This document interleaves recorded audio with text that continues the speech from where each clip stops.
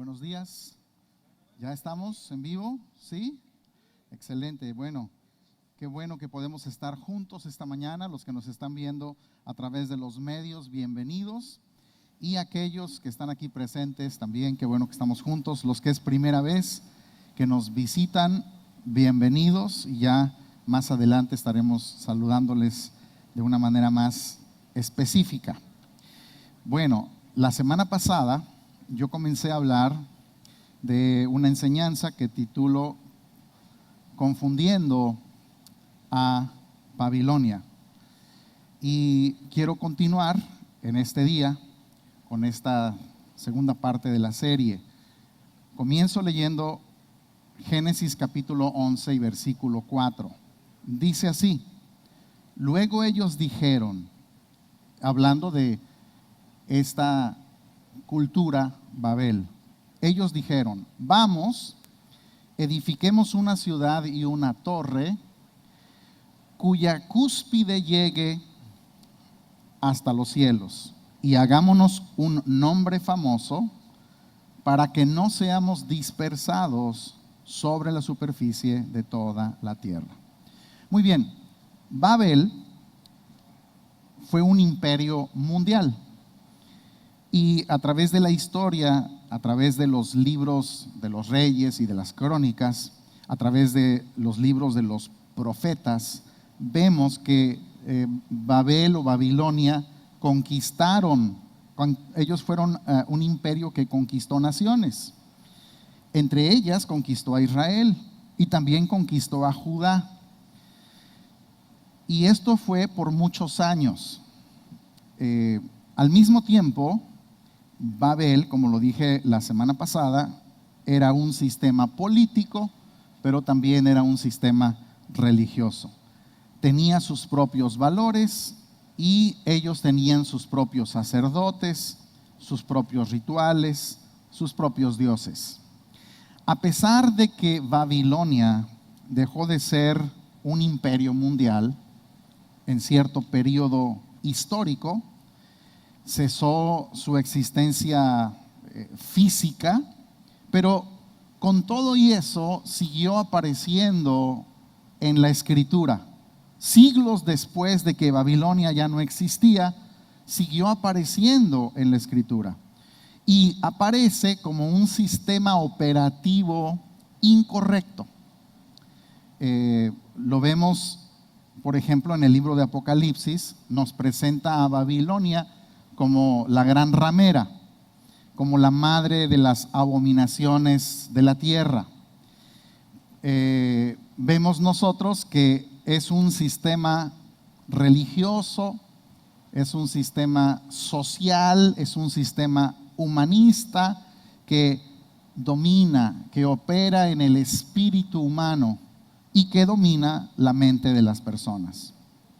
Al igual que nosotros tenemos en el Antiguo Testamento, donde está lleno de sombras, de figuras, en lo que dice la Escritura, que todo eso sucedió para nosotros como ejemplo. Por lo tanto, Babilonia es un ejemplo.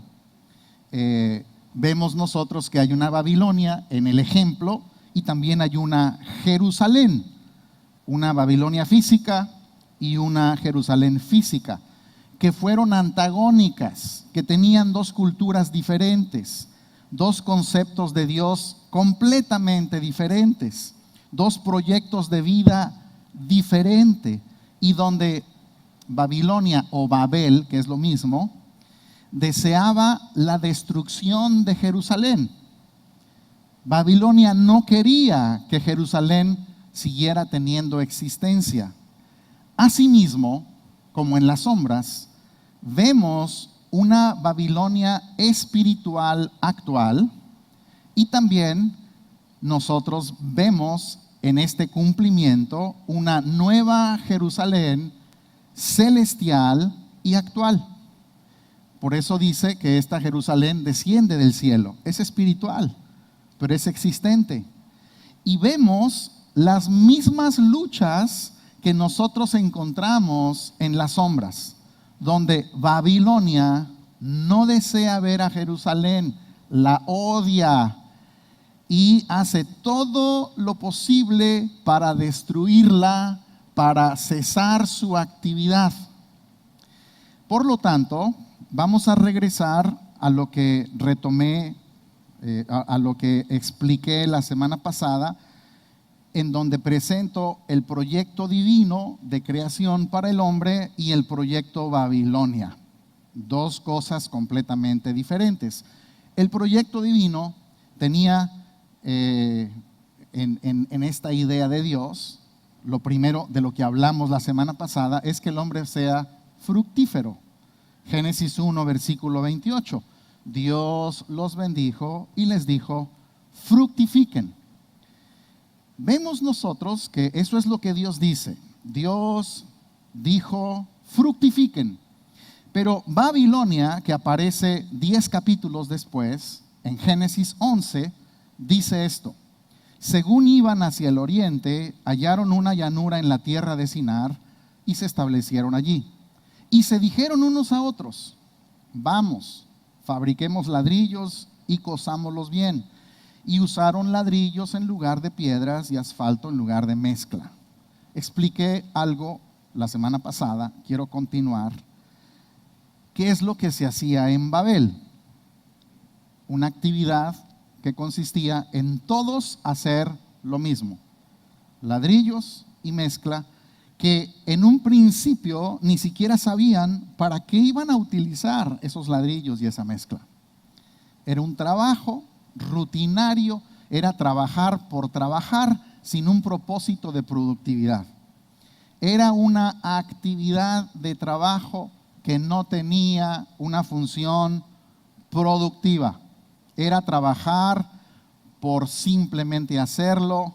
Es trabajo que no produce un beneficio a nadie, pero mantiene a las personas ocupadas. De eso hablamos la semana pasada. Babilonia o Babel en la historia se presenta como un imperio mundial. Conquista otras naciones, como ya dije. Pero, ¿cómo lo hace? ¿Qué es lo que hace Babilonia con las naciones? Lo vemos sin entrar en los detalles escriturales, pero lo que hacían es, les quitaba las riquezas. Vemos que ellos llegaron, conquistaron Jerusalén y se llevaron todo el oro. Primero, quitar las riquezas. Segundo, les quita su fe. Destruyó el templo. Y donde quiera que llegaban, destruía los dioses y los templos que esa cultura adoraba. Tercero, les cambiaba la cultura. Hay un salmo en donde David está diciendo que están ellos en Babilonia y estando junto a los ríos de Babilonia, los que los oprimían les decían, cántennos uno de esos cánticos de Sión. Y la respuesta era, ¿cómo vamos a cantar? Hemos colgado las arpas. ¿Cómo vamos a cantar un cántico de Sión en tierra ajena? Les habían quitado la cultura que ellos poseían. Lo siguiente es que producían pobreza. ¿Qué fue lo que pasó? Se llevaron a toda la gente productiva a Babilonia cuando conquistaron Jerusalén y únicamente dejaron a los ancianos y dejaron a los pobres, dejaron a los enfermos. O sea, se fueron de Jerusalén dejando una ciudad de pobres, de enfermos y de gente improductiva.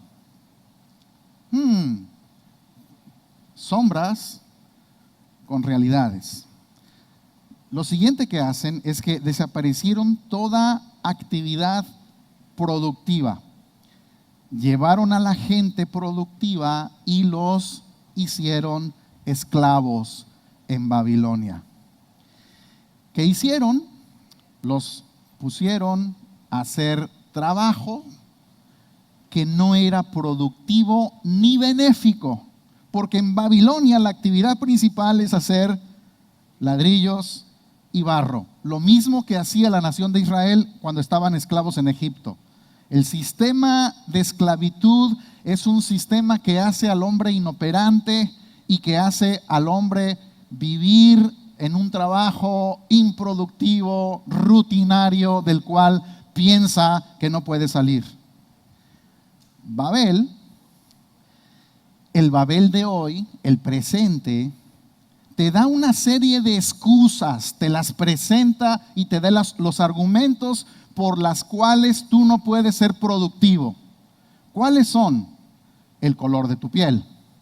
Tú no puedes producir porque ve el color de tu piel, ve tu raza.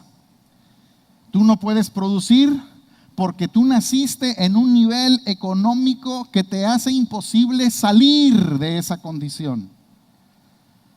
Tú no puedes producir porque tú eres parte de un grupo minoritario.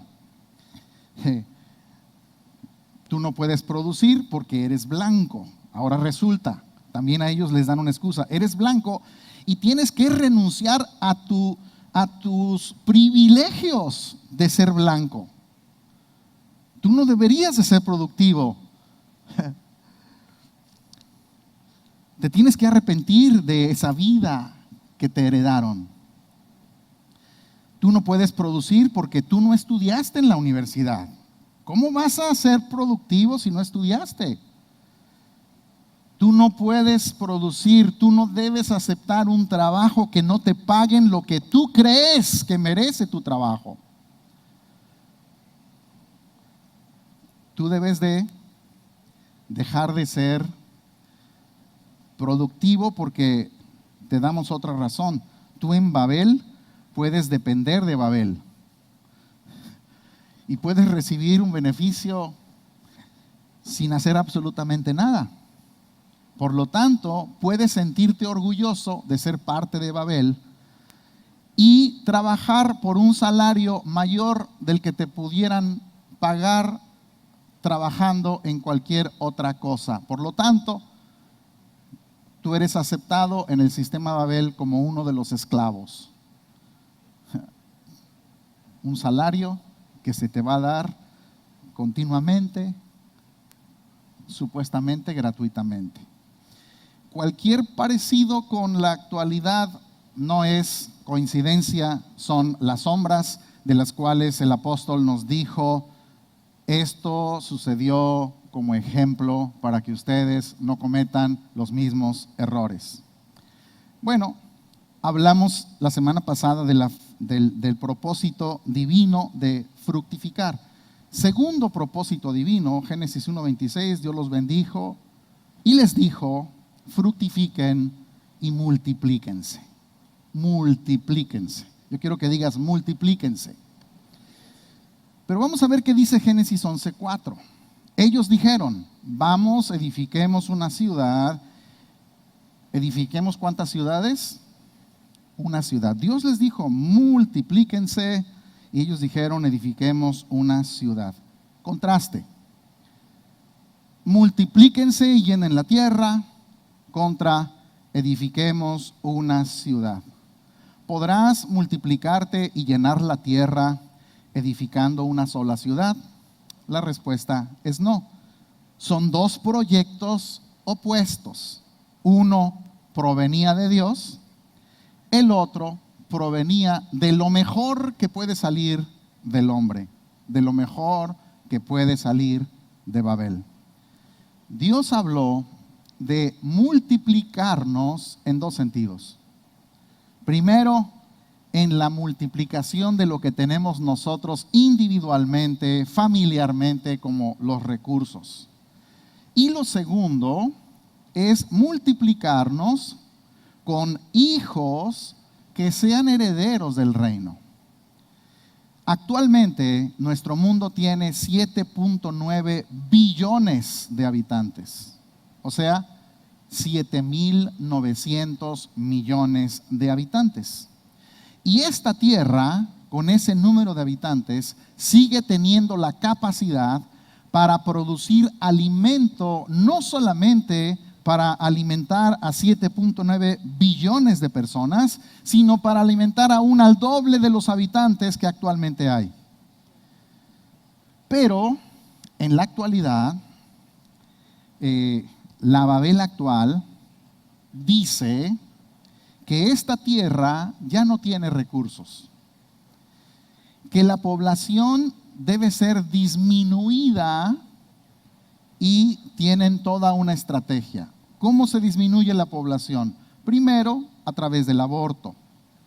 Segundo, a través del control del número de niños que deben nacer y a través de una nueva conciencia de familia. ¿Cómo es esto?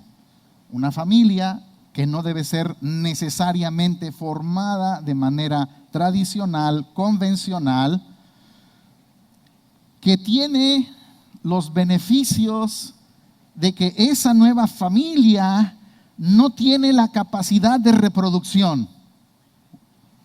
Muy interesante.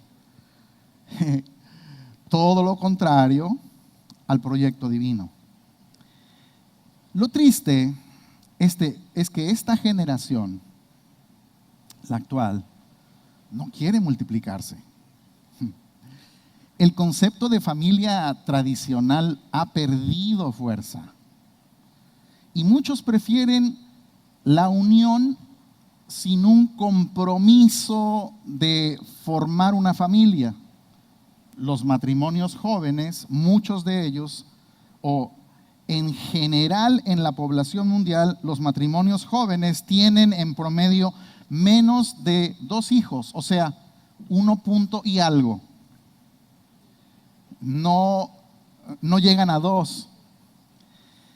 Muchos jóvenes han decidido simplemente nunca casarse.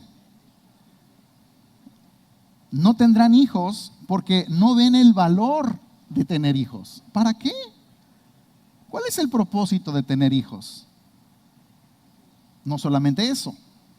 Encontramos hoy el feminismo que ve el tener hijos como una degradación de la mujer y critica a la mujer que elige ser madre, que elige entregar su vida a un proyecto familiar y lo ven como algo de segunda categoría y como una mujer que no tiene valor. Mujeres jóvenes tienen el deseo de hacer una vida profesional y no está mal. Pero lo que muchas mujeres jóvenes ahora ven es que el ser madre es un impedimento para la realización de sus sueños. Y de esa manera, los sueños personales llegan a ser más importantes que el diseño de Dios para la vida. Sin una visión de multiplicación familiar que se establece en Dios, no lograremos cambiar nuestro mundo. Nos hemos enfocado, la mayoría del mundo evangélico enfatiza la salvación personal, individual, pero se ha olvidado de enfatizar el trabajo de continuidad familiar en la fe y en los recursos y en la productividad y en la multiplicación y en el propósito eterno de Dios. No podemos ser eficaces en la iglesia, ni tampoco en la labor de la edificación o evangelización. No podemos ser eficientes en discipular las naciones si antes que eso nosotros no establecemos una simiente que le pueda dar continuidad a nuestra fe y que a través de ella se levante gente que sea más sólida y que pueda ser entendida, que sea eficaz en el manejo de los recursos que nosotros pudimos lograr obtener y que puedan hacer ellos mucho más allá de lo que nosotros hicimos. Muchos en la iglesia esperan el establecimiento de un reino de 1000 años,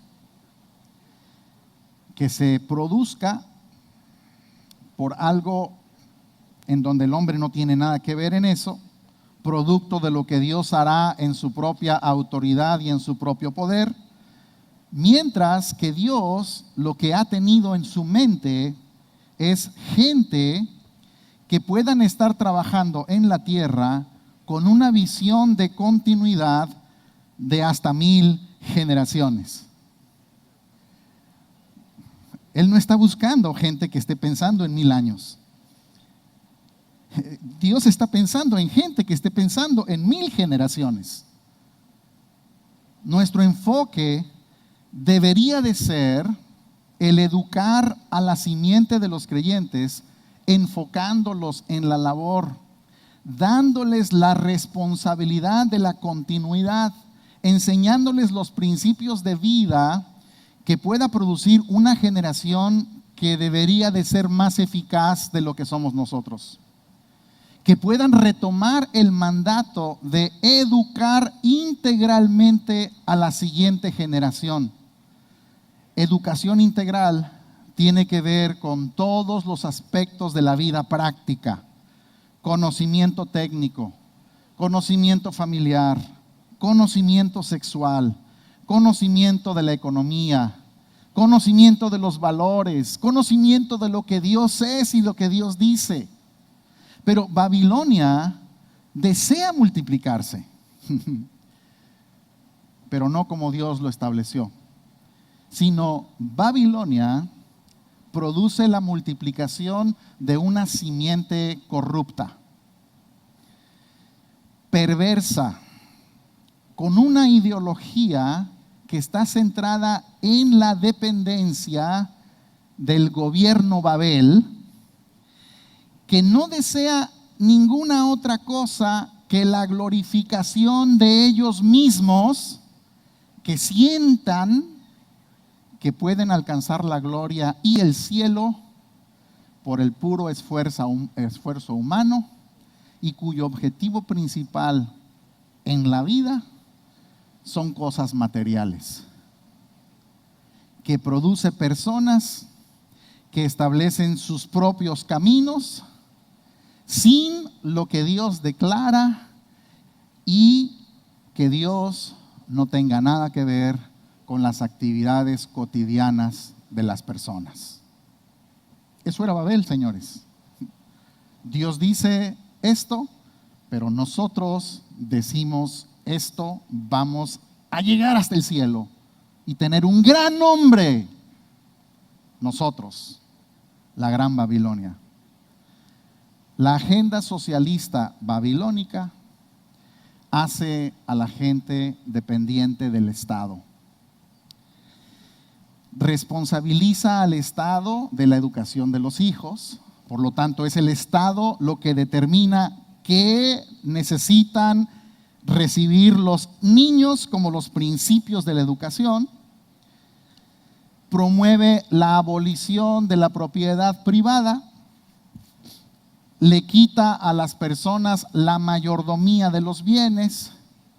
Reduce a la iglesia a asuntos meramente de lo que sucede dentro de las cuatro paredes. Y esos son los fundamentos del nuevo orden que nosotros hemos estado aceptando ya por décadas, pero que ahora ha sacado la careta y se ha presentado como lo que ha sido por mucho tiempo. Esta actividad de Babilonia tiene que ver con la educación de los hijos, el manejo de la propiedad y la limitación de las actividades de la iglesia. Babel desea educar a los niños, enseñándoles su lenguaje. En la sombra no vemos que todos los que fueron llevados a Babilonia tenían que aprender el lenguaje de Babilonia. Sus conceptos tienen que ser comprendidos, su lenguaje, su terminología, su ideología. Génesis capítulo 11, versículo 6, dijo el Señor: son un solo pueblo y todos ellos tienen la misma lengua. Esto es lo que han comenzado a hacer, y ahora nada de lo que se propongan hacer les será imposible. Todos ellos manejan el mismo lenguaje. La realidad antigua, la sombra, el ejemplo, la figura y la actual tienen un lenguaje, los mismos términos, las mismas expresiones. Y si se logra que se multipliquen y todos abracen lo mismo, ellos piensan que nada les será imposible. Parte de esa multiplicación de la simiente babilónica es enseñarles el lenguaje, así como hacían con los que llevaban cautivos. Hoy el lenguaje de Babilonia son los términos de la ideología LGTB, SJXQ, PRM, Z y no sé cuántas más. Son términos de la teoría crítica racial que todos deberían de aprender. Por eso se enfatiza dentro de los currículums de las escuelas públicas.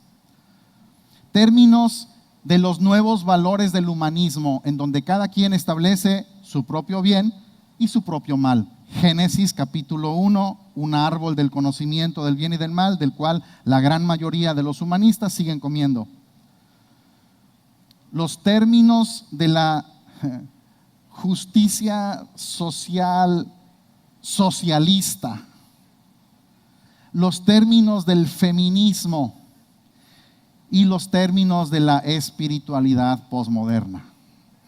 Señores, si no habían abierto los ojos, bienvenidos a Babilonia. Bueno, otro de los propósitos que Dios le da al hombre en su proyecto original es: llenen la tierra. Génesis 1:28, otra vez Dios los bendijo y les dijo: fructifiquen y multiplíquense, llenen la tierra. Génesis 11:4, luego ellos dijeron, o sea, Dios dijo llenen la tierra, luego ellos dijeron: vamos, edifiquemos una ciudad y una torre cuya cúspide llegue hasta el cielo, y hagámonos un nombre famoso para que no seamos dispersados. Dios dijo llenen la tierra. Babilonia dice que no seamos dispersados en la tierra. Dos proyectos opuestos. ¿De qué se debería llenar la tierra? ¿De huercos? ¿De chamacos? ¿De pobreza? ¿De gente improductiva? No. En el propósito original, Dios quería que se llenara la tierra de gente que fuera fructífera, que estuvieran ejerciendo dominio, que tuvieran el propósito de sojuzgar la tierra. De esa gente Dios dice: ahora sí, una vez que son productivos, una vez que son fructíferos, entonces sí que se llene la tierra de estos. No era llenar la tierra de gente improductiva, sino de gente que camina en dominio, que vive con el orden del reino y no en el orden de Babel. Y lo que no entendimos de la estrategia divina, lo entendieron los progresistas, lo entendieron los humanistas, lo entendió Babel. Ellos desde hace años entendieron que si llenaban la tierra con personas que tengan sus ideas, que hablen su mismo lenguaje, el mundo sería conquistado de una manera gradual, año con año, en un proceso que sería casi imposible de detener, porque todos hablan el mismo lenguaje, por lo tanto, lo que se propongan lo van a lograr. Y lo lograrán penetrando en la mente de los niños, que asimilan el conocimiento y lo hacen parte de sus vidas. Yo espero que cada padre esté hoy tomando conciencia y que el Espíritu Santo, en los que estamos presentes y en los que están a través de los medios, pueda darles estrategias para que sus hijos dejen de pensar y de recibir a Babilonia en sus mentes. ¿Qué es lo que enseñan a los niños? Ideología de género, teoría de la crítica racial, un origen de la vida espontáneo, la teoría de la evolución, una nueva moralidad sexual, socialismo, justicia racial y justicia social, entre muchas otras cosas que son el lenguaje de nuestra actual Babilonia. Pero los hijos de Dios entendidos en la operación del reino, debemos llenar la tierra del conocimiento de su gloria. Debemos llenarla con hijos entendidos y activos en su asignación en la tierra, que tienen el sello de Dios en sus mentes y que buscan la manifestación del reino de Dios y de su justicia. Otra de las cosas que Dios les dijo, otra vez Génesis 1:28, Dios les dijo, ¿qué fue lo que les dijo? Fructifiquen y multiplíquense, llenen la tierra y sométanla. Sométanla. Sométanla. O sea, esta gente productiva, fructífera, debe someter la tierra a ese principio de vida, a esa manera operante para el cual el hombre fue creado, en donde el hombre tiene que someter la tierra no al dominio del hombre por su solo capricho, sino someterla a los designios de Dios, como Dios diseñó las cosas. Alguien tiene que hacerlo. La función del hombre creado por Dios, fue someter la tierra. La filosofía de salvarse, guardarse de contaminarse, de encerrarse y esperar que venga un repentino rescate a la iglesia que le dé solución a los males del mundo, porque cada día las cosas van de mal en peor, no es el pensamiento del cristianismo histórico. Eso es algo nuevo en la historia de la iglesia. Eso es incredulidad en los propósitos y proyectos divinos. Es un mensaje derrotista, secularista y humanista que declara al evangelio en bancarrota y sin el poder de transformación de las naciones, en donde se enseña que la iglesia nació para hacer cola, pero no para hacer cabeza. Yo rechazo ese evangelio sin poder y declaro que el evangelio es el poder de Dios de transformación en el corazón del hombre y en las naciones.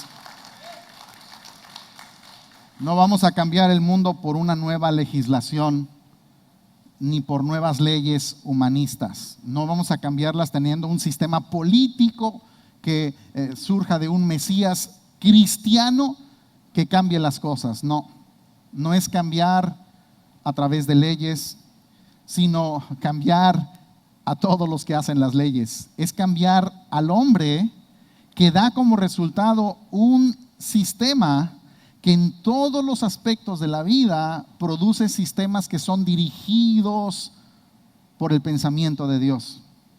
El reino de Dios no va a venir con advertencia, sino que el reino de Dios está entre nosotros. De lo cual hay mucho que decir, pero pocos minutos para poder aprovechar. Una vez más, Génesis 1:28, otro de los propósitos para los que fuimos creados, ejercer el dominio. Allí claramente Dios lo declara. Dios dijo, ejerzan dominio. Y menciona todas las cosas sobre las cuales el hombre debería de tener dominio. ¿Habrá algo sobre el cual Dios al hombre no le dio dominio en la tierra?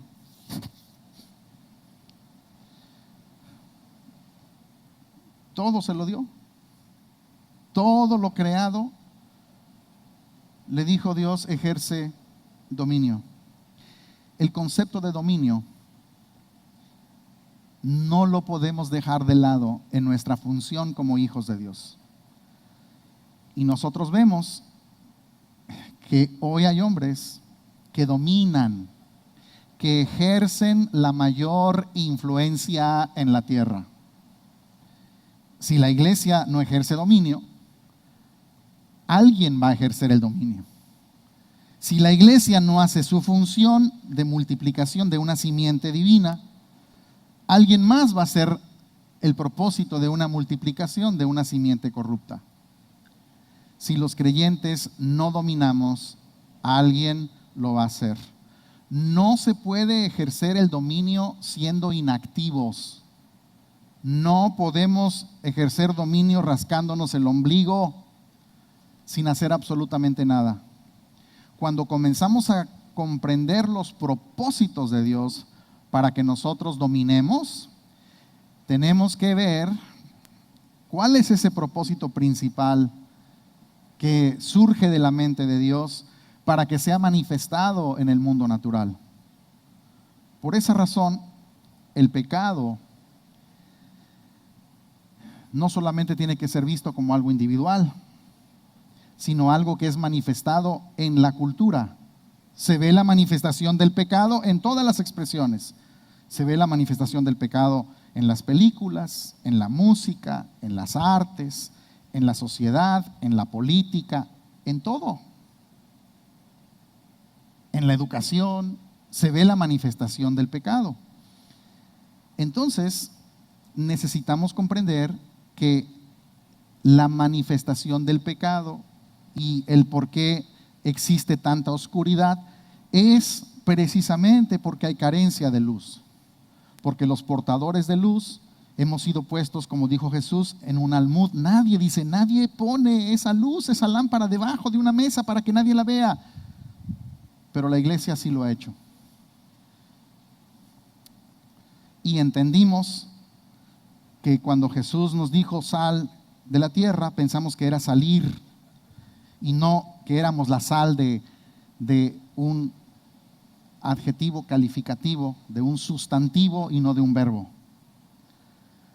Cuando comenzamos a comprender el propósito de Dios para que nosotros dominemos, tenemos que entender ese propósito de que Dios desea manifestarse en el mundo natural. Por razón del pecado, el hombre no llevó a cabo el propósito original. Y vemos nosotros lo mismo, eso fue en Adán. Después del diluvio, Dios vuelve a decirles lo mismo. En Génesis capítulo 9, les vuelve a repetir, Dios bendijo a Noé y a sus hijos. Y les dijo, sean fecundos y multiplíquense, llenen la tierra.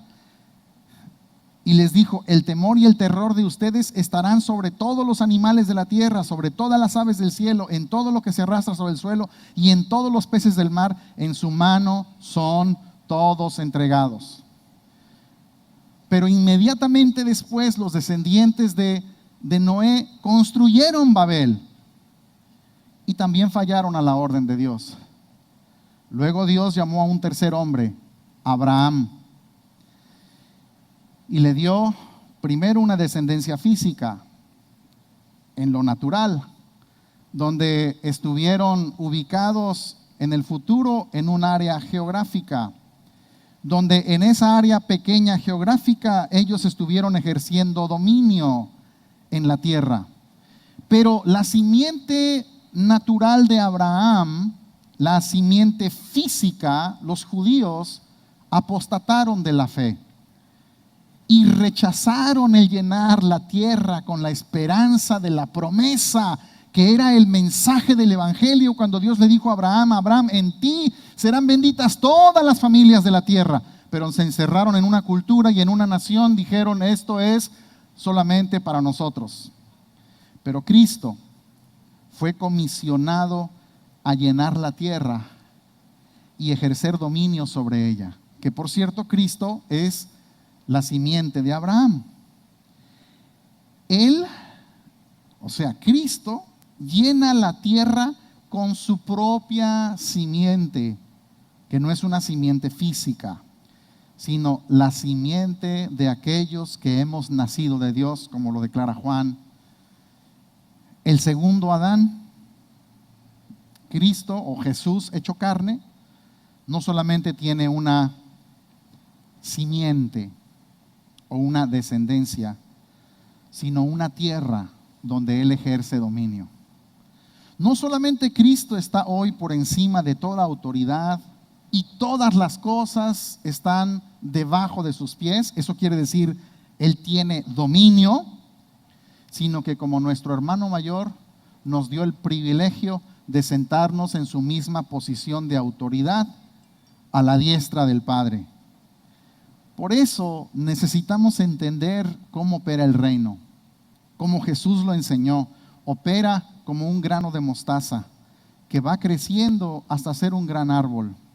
Opera como una medida de levadura que progresivamente va leudando toda la masa. Esto nos habla de tiempo en donde el reino de Dios fue insertado. Su avance progresivo y también su culminación en una cobertura global. Eso fue lo que enseñó Jesús. Dijo, así es la operación del reino. En el sueño que tuvo Nabucodonosor y que Daniel le describe, vio una piedra que no fue cortada por la mano de los hombres. Esa piedra es Cristo. Y vio que esta piedra estableció un reino. Este reino fue establecido durante el Imperio Romano. Y en ese sueño se declaró, Daniel dijo, es un reino que nunca jamás será destruido, ni tampoco será un reino dejado a otra gente y que permanecerá para siempre. El reino no será establecido en el futuro, sino que ese reino fue establecido durante ese tiempo del Imperio Romano. La redención del hombre no hace reversible el efecto del pecado individual, lo hace reversible, pero también tenemos que ver que lo hace reversible en el aspecto social. O sea, cuando nosotros entendemos el ejercicio del dominio, nosotros podemos cumplir una función que va más allá de reunirnos los domingos por la mañana, en donde podemos esperar la creación de una sociedad y una cultura que pueda reflejar la realidad de ese reino divino.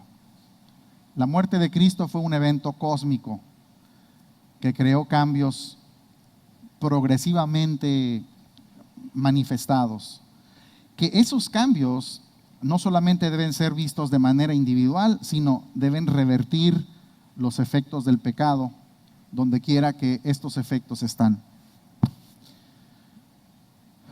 Fue en la ascensión cuando Cristo recibió todo el poder y toda la autoridad, no en un evento futuro. Y todas las gentes de las naciones deberían servir a ese reino, porque tiene hoy un dominio que es eterno. En su nacimiento entre nosotros, cuando viene como hombre, Él vino para hablar de la realidad de su reino. En su ascensión fue coronado y Él preparó a su cuerpo, a nosotros, para que realizáramos su función a través del Espíritu que se nos ha dado. Nos dio asignaciones, nos dio entendimiento y nos dio dones para que podamos nosotros llevar a cabo su función. Y se sentó esperando a que sus enemigos sean puestos por estrado de sus pies.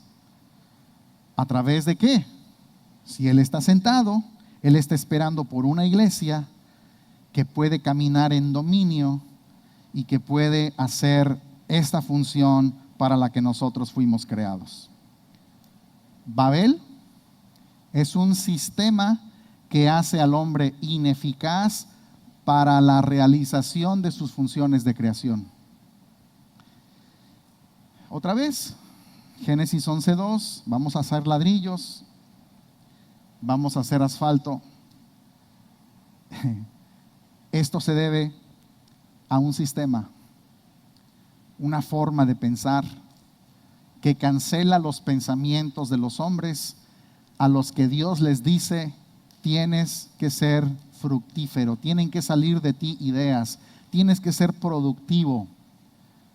Y muchos hombres, los hombres en Babilonia, no pueden caminar en el cumplimiento de aquello para lo que fueron creados para realizar.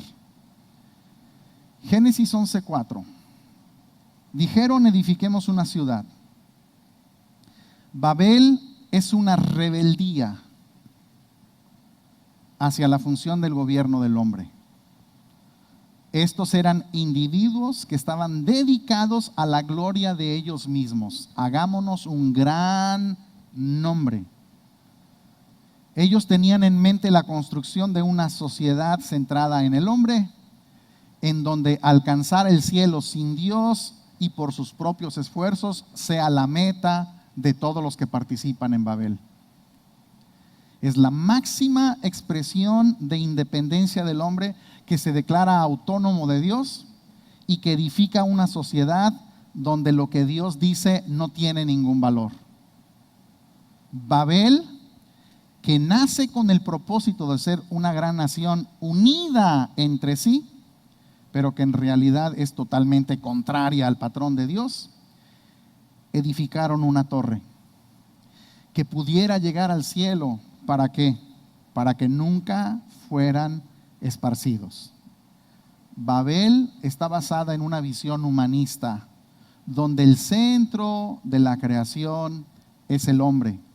Y son los deseos y las aspiraciones del hombre las que deben de llevarse a cabo, sin importar que esto no concuerde con el pensamiento divino.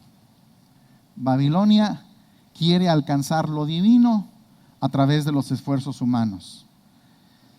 Y entonces desea llegar a los cielos por gloria humana. Babilonia existe hoy todavía. Es un sistema de vida.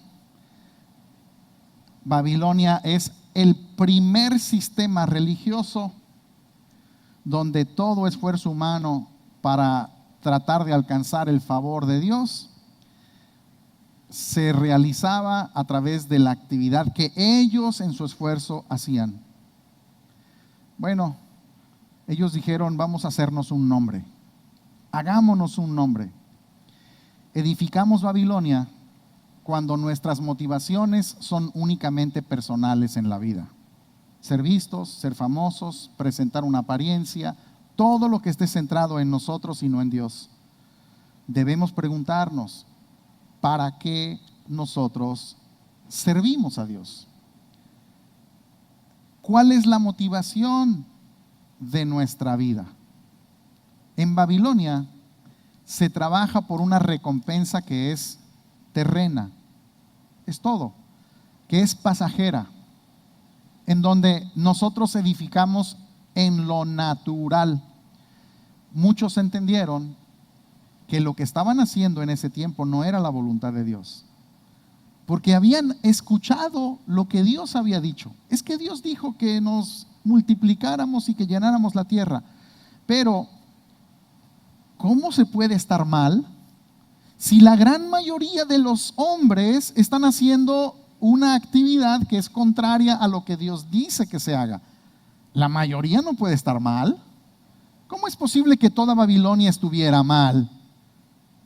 Por lo tanto, si alguien osaba pensar que estaba mal, veía a toda la gente haciendo la actividad de Babilonia y decía: no, no puede ser. El que debe estar mal soy yo.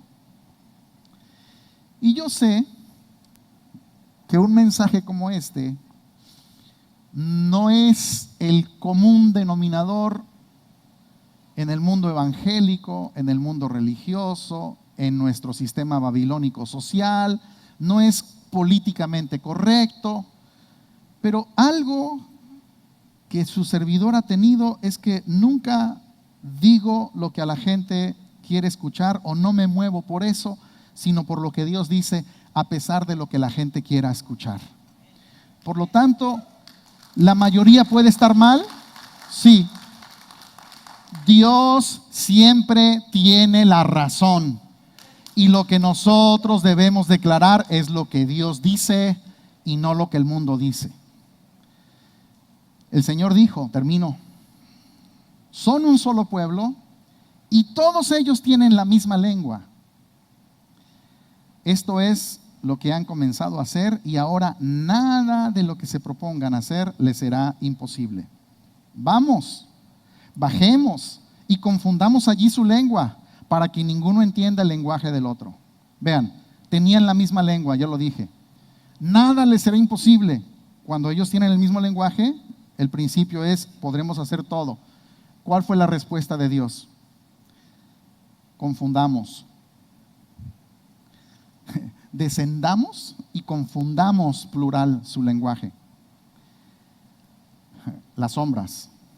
En la realidad sigue siendo la misma respuesta. Para que Babilonia deje de edificarse, se requiere confusión de su lenguaje. La iglesia es el instrumento que Dios tiene para confundir su lenguaje, para que ese lenguaje deje de ser comprensible, para derribar los argumentos de Babilonia, para exponer su locura, para dejarlos sin palabras y para dejarlos sin defensa de lo indefensible.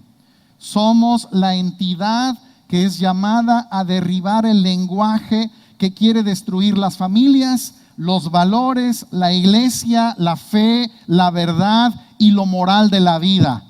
¿Cómo lo vamos a lograr? Confundamos a Babel. Declaremos la multiforme sabiduría de Dios a aquellos que están en los lugares altos, para que declaremos que los caminos de Dios son más altos y que nada puede superar el pensamiento de Dios.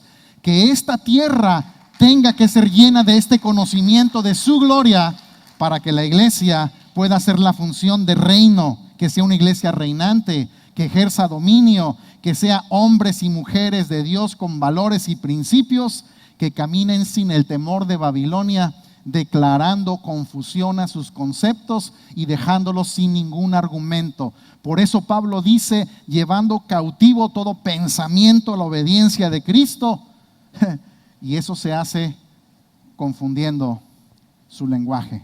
Señores, este es nuestro tiempo para ser una iglesia que tiene sentido en la historia, que puede tomar ese lenguaje unificado y enseñarles que ese lenguaje es una locura, para que Babel termine como Dios lo estableció, derribada, quemada, aunque en lo físico ya lo fue, no me meto en eso, pero que ahora en nuestra realidad Babel deje de ser construida y edificada, para que se construya la nueva Jerusalén, la que desciende del cielo, la realidad de Dios, la que es eterna y la que nada ni nadie podrá destruir. Padre, gracias por tu palabra, por tu poder, por tu espíritu que nos ha sido dado para poder cumplir la función que tú siempre tuviste en mente para el hombre. Y hoy te agradecemos de que podemos comprender lo que nosotros hacemos aquí, caminando en la tierra, con una misión gloriosa, importantísima, de redención, de transformación, de cambio. Y sabemos, Señor, que nosotros no nos vamos hasta que logres tu propósito y tu objetivo. Aquí estamos, Señor, como tu iglesia, y queremos